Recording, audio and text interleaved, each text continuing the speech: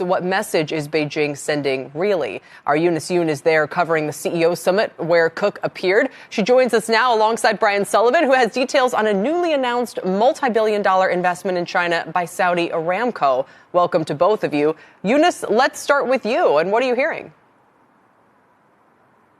Well, Beijing wants, Kelly, CEOs to make sure that they hear that this country is dedicated to an open China. Now, in public, the bosses of Apple, of Pfizer, of Bridgewater, as well as others, had expressed their support for China's growth. In fact, Tim Cook had said at one of the side sessions that Apple and China have had a symbiotic kind of relationship. Also, Pfizer's Albert Bourla told me that the drug giant was aligned with China's Healthy 2030 initiative and would contribute as much as it could. The forum, though, couldn't escape the worries about the souring U.S.-China relationship. Not only were many fewer U.S. CEOs here for the forum this year, but also the mood at the forum was very pessimistic. Kelly? Many fewer CEOs. So the fact that Tim Cook showed up is even a bigger deal. Why did most people stay home? Well, a lot of people decided to stay home because they were concerned about the geopolitical situation. There were so many people and companies that were saying to me that they just felt like it would be a really bad look. The optics would be terrible for D.C. when D.C. and Congress is holding a lot of hearings about U.S.-China relations. So that's one thing that's been on people's minds.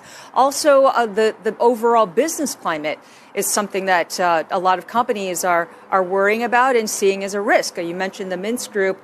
They're not the only ones. A Japanese drug maker just in the past couple of days has said that one of its employees has also been detained, and they're working with the Japanese authorities to try to figure out exactly why the Chinese authorities decided to take that person. So a lot of risk here and a lot of reassessment of what kind of relationship companies need to have with China.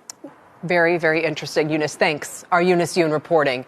That's not all out of China today. Beijing also inking this big deal with Saudi Aramco to expand a refinery and supply more oil. Brian Sullivan is here with that. What's the angle here, you think, Brian? Money. I think that might be the angle, and the increased tie-up, Kelly, between Saudi Arabia and China. We know that the East is kind of coming together. It's really kind of two deals that are both oil-related. Number one, you've got Aramco agreeing to spend a bunch of money and expand a refinery in China, also increasing their investment in a joint venture over a petrochemical plant. Because when you run the petrochemical plant, or at least have an ownership stake in it, you can ensure a flow of oil needed to do it. So a refinery over here, petrochemicals over here.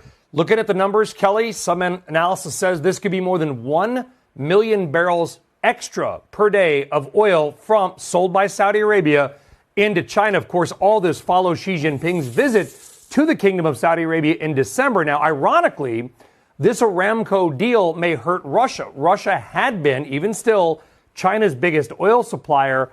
Previously, Saudi Arabia took that back. This should put them on over the top. So you do wonder, Kelly, if this will possibly increase a little bit of tension between Riyadh and Moscow. Time will tell, but Beijing and Riyadh certainly coming together on a big oil deal.